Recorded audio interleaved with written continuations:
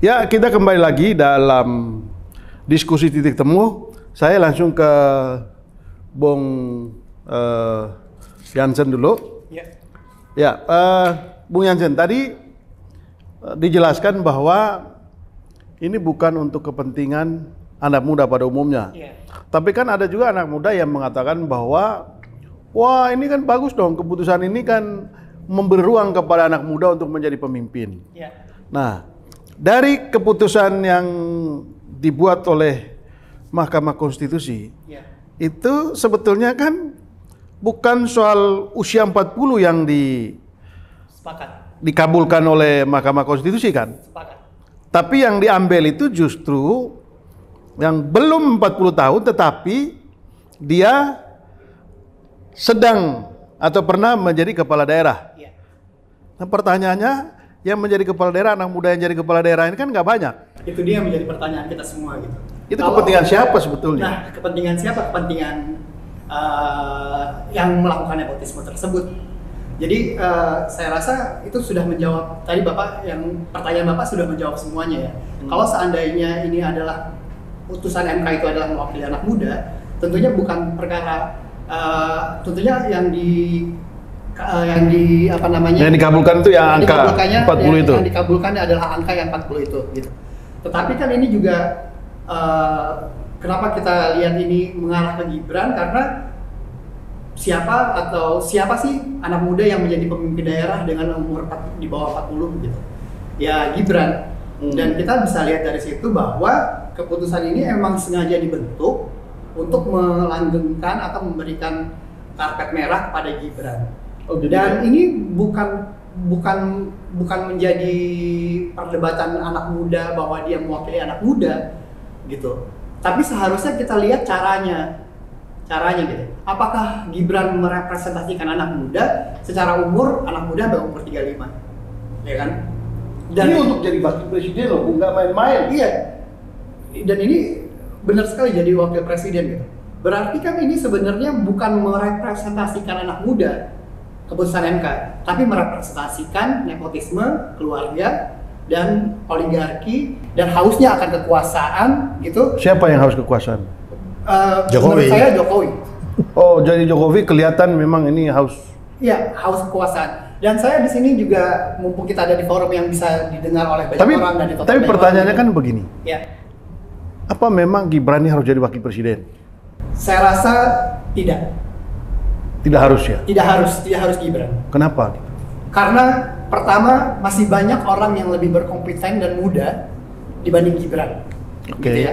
Dia punya privilege karena dia pernah menjabat sebagai pemimpin atau kepala daerah. Sekarang masih menjabat? Masih menjabat ya, dia masih menjabat kepala daerah, dan dia akhirnya melalui keputusan MK kemarin gitu, melalui pamannya yang memberikan ruang kepada dia, akhirnya dia bisa mencalonkan diri ataupun dia ditarik oleh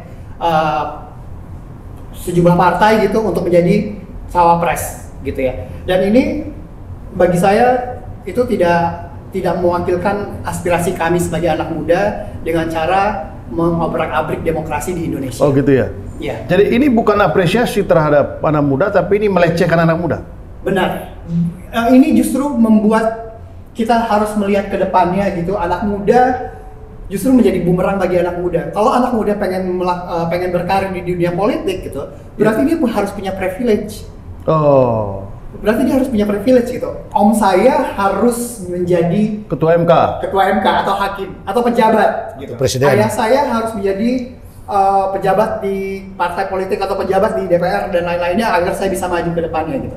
Bagaimana kesempatan-kesempatan untuk anak muda yang ada di daerah atau anak-anak muda yang tidak punya privilege gitu, tetapi dia mempunyai kemampuan untuk menjadi pemimpin. Ini harus menjadi pertanyaan anak muda semua. Dan mumpung ada forum terbuka seperti ini untuk bicara gitu, di sini saya juga mengajak masyarakat, khususnya anak muda gitu, kita melihat permasalahan ini bukan hanya permasalahan kompetisi pemilu gitu ya, tetapi akar dari masalah ini adalah bobroknya demokrasi dan juga ada nepotisme di dalamnya yang mencoreng reformasi kita.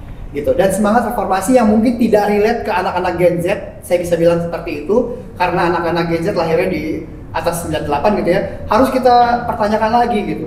Kalau misalnya ini dibiarkan, saya rasa sampai kedepannya ini merusak kita semua. Oh, artinya kalau ini dibiarkan, ya, presiden yang akan datang bisa seenaknya dia merombak atau mau obrak-abrik konstitusi ya? Pemimpin ataupun oligarki bisa merubah sesuai dengan keinginan dan kepentingannya masing-masing. Dan kita bisa kembali lagi ke Orde Baru dong. Lebih parah daripada itu. Lebih parah dari itu ya? Iya, otoriter dan lain-lainnya, KKN itu akan terjadi lagi. Oh, dan itu yang sangat dilawan oleh anak-anak muda. Dilawan. Oke, saya ke Bung Petrus. Nah, ini kan dari diskusi kita tadi kan masuknya melalui MK, merubah undang-undang, menggunakan pendekatan paman segala macam.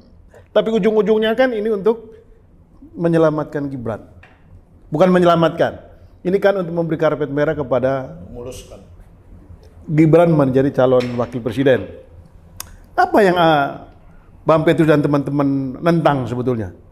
Ya kalau Gibran jadi calon wakil presiden emang kenapa? Iya, kalau masuknya secara normal tidak menabrak ketentuan-ketentuan peraturan perundang-undangan seperti yang terjadi di Mahkamah Konstitusi, ya sebetulnya nggak ada masalah. Toh banyak juga sebelumnya di pilkada, di pilgub. Tapi ini kan masuknya memang bermasalah sampai dengan Mahkamah Konstitusi harus menambah norma baru. Padahal permohonannya itu usia 40 tahun atau yang pernah menjabat sebagai kepala daerah, baik gubernur, bupati maupun wali kota. Tetapi pada saat putusan ini ditambah lagi, diubah. Hakim itu merubah. Bukannya itu permohonannya beda-beda, Bang. Tapi dia nambah. Di petitumnya memang disatukan dua poin itu. Iya, 40 tahun atau yang pernah keputusannya. Yang enggak, keputusannya itu 40 tahun atau yang pernah atau sedang menjadi kepala daerah, menjabat sebagai kepala daerah berdasarkan hasil pemilihan umum. Itu penambahannya. Padahal tadinya 40 tahun atau yang pernah menjabat sebagai kepala daerah baik gubernur maupun bupati wali kota. Yang mereka tambah lagi itu dengan kata sedang. Sedang menjabat. Dan kalau sedang menjabat, karena memang Gibran sedang menjabat. Kalau dibilang pernah berarti ya dia harus tuntas 5 tahun dulu. Jadi nggak bisa masuk juga kalau pernah. Ya kalau hanya pernah dia nggak bisa karena dia sedang. Dia belum tuntas 5 tahun. Kecuali dia dipecat, dia berhenti mundur, ya berarti saya pernah.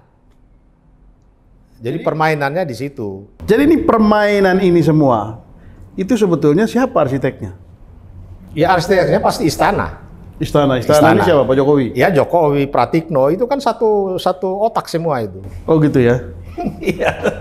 Nggak mungkin kita di pinggir jalan ini yang ngatur. Nah ini kan sekarang semua heboh di satu negeri. Nah menurut Bang Petrus, apa yang melatar belakangi sampai Pak Jokowi itu sangat bernafsu untuk mendorong anaknya? Saya kira Pak Jokowi ini mungkin sudah terjebak dalam kekuatan oligarki ya. Sehingga dia apakah karena dia merasa barang ini nikmat atau dia sudah terlalu jauh masuk lalu nggak enak untuk meninggalkan. Karena pilihan ini kan kalau kita lihat secara akal sehat kan apa iya. Sudah sama-sama dengan partai PDIP bertahun-tahun, kok serta-merta di ujung. Ini kan di ujung, kok bisa beloknya terlalu jauh dan dengan cara yang tidak fair. Tidak fair itu underline kenapa memaksakan anaknya mesti menjadi cawapres dengan cara yang juga tidak fair juga, yaitu menyandera Mahkamah Konstitusi. Akhirnya iparnya yang harus dikorbankan. Sehingga hari ini serangan terhadap Mahkamah Konstitusi ini masih berlanjut. Serangan terhadap Anwar Usman, dia sebagai hakim konstitusi ini ya, masih akan berlanjut. Nanti setelah itu baru orang akan beralih ke Gibran. Serangan terhadap Gibran ini sementara ini mungkin agak berkurang karena orang fokus ke problem di Mahkamah Konstitusi. Karena sangat merusak sendi-sendi kekuasaan kehakiman yang merdeka itu sudah dirusak. hampir separuh hakim konstitusi kalau kita lihat dari dinamika persidangan perkara 90, mereka sudah tidak nyaman dengan situasi di MK ini selama kepemimpinan Anwar Usman. Ini presiden buruk. Presiden buruk. Seburuk apa? Dia jauh lebih buruk dari hukum kita ini. Dia jauh lebih buruk dari kondisi Mahkamah Agung yang walaupun sudah banyak hakim agungnya ditangkapin KPK. Ya, kondisi hakim konstitusi saat ini terburuk. Karena dikendalikan, ya, diperalat melalui sistem keluarga yang secara jelas dilarang oleh undang-undang. Dan itu perintah langsung dari UUD 45 pasal 24C. Itu mengatur tentang Mahkamah Konstitusi sebagai pelaku kekuasaan kehakiman yang merdeka, ya, yang merdeka untuk demi keadilan berdasarkan ketuhanan yang Maha Esa. Dan kekuasaan merdeka itu sekarang hilang. 9 hakim konstitusi semua dilaporkan dan harus diberi sanksi kemarin oleh Majelis Kehormatan Mahkamah Konstitusi. Jadi itu terburuk dalam sejarah Republik Indonesia. Dan ini Ketua Mahkamah Konstitusi terbukti melakukan pelanggaran berat, lalu kemudian diberhentikan. Apa itu makna di balik itu? Ya, makna di balik itu artinya bahwa orang sekarang tidak lagi malu-malu menyalahgunakan kekuasaan, menyalahgunakan wewenang untuk kepentingan keluarga. Kita mungkin menyalahgunakan kekuasaan demi membela masyarakat banyak, ya. Tapi ini menyalahgunakan kekuasaan dan kewenangan untuk kepentingan keluarga. Itulah nepotisme yang dilarang oleh TAP MPR, dilarang oleh undang-undang. Ini udah ditabrak semua. Jelek-jeleknya Orde Baru dulu tidak sekejam ini. Karena itu tidak boleh dibiarkan. Tidak boleh dibiarkan, tidak boleh lahir Orde Baru Jilid 2. Kita harus lawan. Oke, karena itu kita break dulu. Kita lanjutkan setelah yang satu ini.